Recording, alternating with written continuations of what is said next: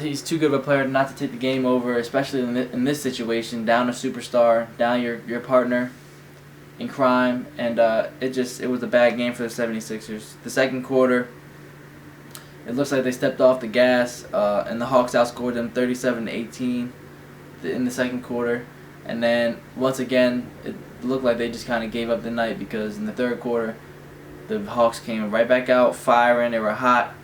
And they won the third quarter 32-15, and by then the game was over. They shot 22% from the three. This was the 76ers did, because once you get down that deep, you only have one choice, is to take threes to try to get yourself back in the game. And they don't have straight knockdown shooters on that team. Danny Green is streaky. Joel Embiid, but he can't take all the threes. He's the big man. He can't be out there. He's more dominant when he's inside. He took 4 threes, only made 1. Scott was 0-5.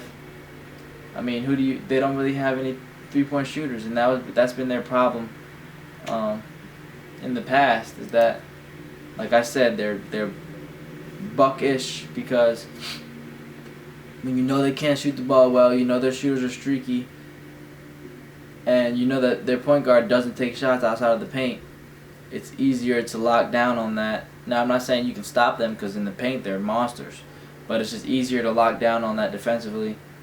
And they were just out of it last night, and they just got outplayed. Trae Young 26, 3 and 8, and they came out with a win. So the Hawks didn't need that win. They need to stay alive a little bit. They're 8 right now in the East, so they'll be in the playing game if we were to start the playoffs tomorrow. But the 76ers got to win that game. They just do. So let's go to the next game. The Raptors Trailblazers. When you look at the build of the Raptors, they don't look very different from the Kawhi year, the year before, the year after the Kawhi year. I mean, they look like the same team, but for some reason they're 2-8. It's a slow start to the season, so I understand that. They're 1-6 away from home. Pascal Siakam, he's still a great player. Fred VanVleet, I think, is their best player. But last night they couldn't get it done. It was a back and forth game. Raptors came out strong. Then the Trailblazers followed up in the second quarter, and then it was back and forth, and it came down to the last second shot, should I say, by C.J. McCollum, and he hit it. It was he went 36-5. C.J. McCollum is one of the more, I wouldn't say slept on, but when you talk about playoff pictures, and people said at the beginning of the season that Steph needs to be able to take this team to the playoffs because Dame has done it by himself. Well, that's not necessarily true. Let's be 100%. Let's get real. Let's be real here.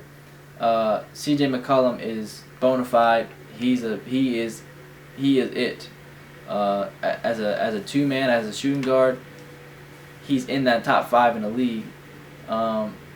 You have Nurkic, which is he's not a top 5 center, but he's got to be a top 10 center in the league. You have other pieces. You have Covington, he's a very good shooter, 3-and-D guy, and then you got Melo, you got Rodney Hood off the bench, and then in the bubble you saw the emerge of Gary Trent Jr. So for me to say that Dame did it by himself, no. Was he the leader of the team? Yes. Was he the best player? Yes, but he didn't do it by himself. And the guys he has around him are good enough for them to be in the playoffs every year, as they are.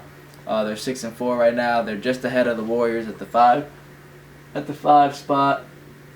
They'll be good again, like they always are every year. They shoot well. They at the free throw line, they make their free throws. Shot 88% last night, and they'll be there. But for me, it's more good win for the Trailblazers. But for me, it's more of what is the problem going on with the Raptors right now. I thought they'd be better because they really didn't lose much. They're built the same. Nick Nurse is still there. He coaches the guys well. They like him. They're deep. They have length. They can play. They can defend. But for some reason, they're just not winning games right now. So more for looking forward. Keep an eye out on the Raptors. See if they can turn around. But it was a good win for the Trailblazers. They needed it. With the shortened season, every game counts now. So good win for them, 112-111. And then the final game of the night was the Pacers and Kings.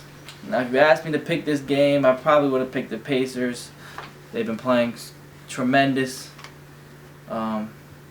Victor came back. He asserted himself, but not to the detriment of the team. He's asserted himself back to be a leader, somebody they can fall down on. But Sabonis has been great. He's been consistent over the years. He's continually getting a little better and better. Now he's doing a little more with the shot. He's doing a little more with the handle.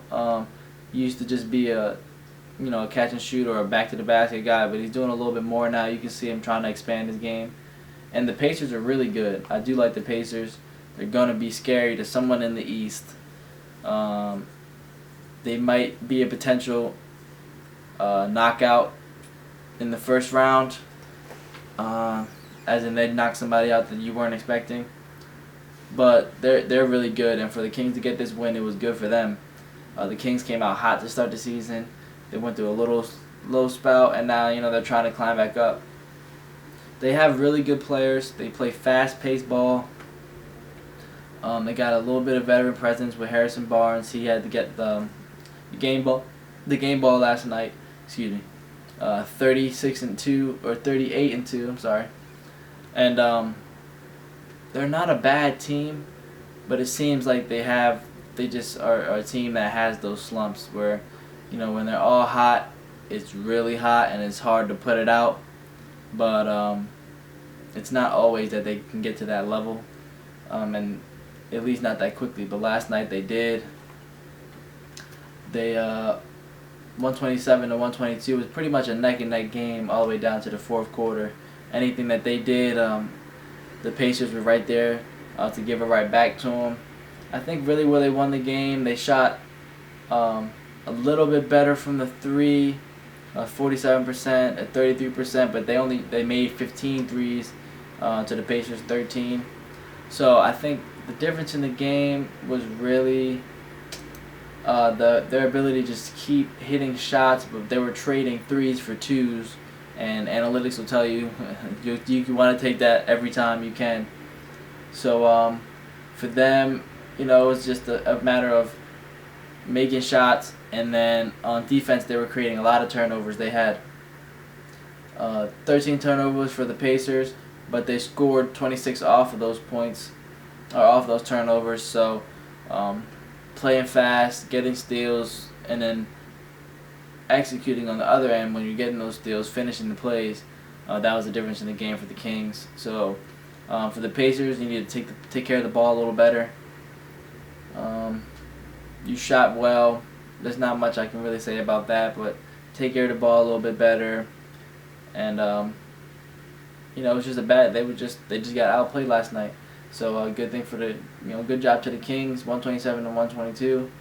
They got the job done. So those were the games. The one game actually got postponed with all this crazy Corona stuff going on. NBA's cracking down on if you go out. I think Kyrie recently went to a birthday party and now he can't play. They're looking into it, a whole bunch of stuff. But the Heat Celtics did get postponed. That would have been my game of the night to highlight. But let's take it to the board. So big changes in the rankings. Celtics are number one spot in the East right now. Not to say that I'm surprised, because I knew that would happen. The 76ers weren't going to stay in that spot because of the way that they just pick and choose when they want to come out and play. That's not championship mentality, and that's why they always get bounced every year. So I'm not surprised about that. Top three teams still the LA teams, LA Lakers, the Clippers, and the Suns. Not much to dive into the rankings, but the biggest was the Celtics.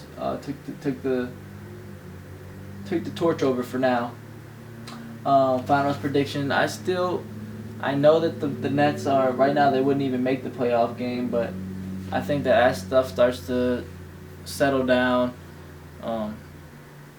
they start to lock into the season. I think they'll go on a little hot streak where they're winning games and they'll be back into the playoff run. I'm not worried about the Nets at all. When they got the best cover up guy in the league, and Kevin Durant, so I'm not worried about that. So let's go to the player of the day. Let's look back at this. And you know what? I don't even really need to look that much because player of the day is based strictly on your performance from the last day. It's not, I might say something about the records, but I really don't care about the records. It's just who had the best night.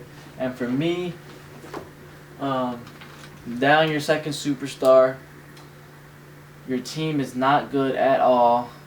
You're stuck in a bad situation against a team that has been in the top 3 in the Western Conference since the beginning of the season, and you put it on them. So I'm gonna have to go with my boy from the hometown, Bradley Beal. He had 34, 9, and 8. Almost a triple double. He was just get whatever he wanted.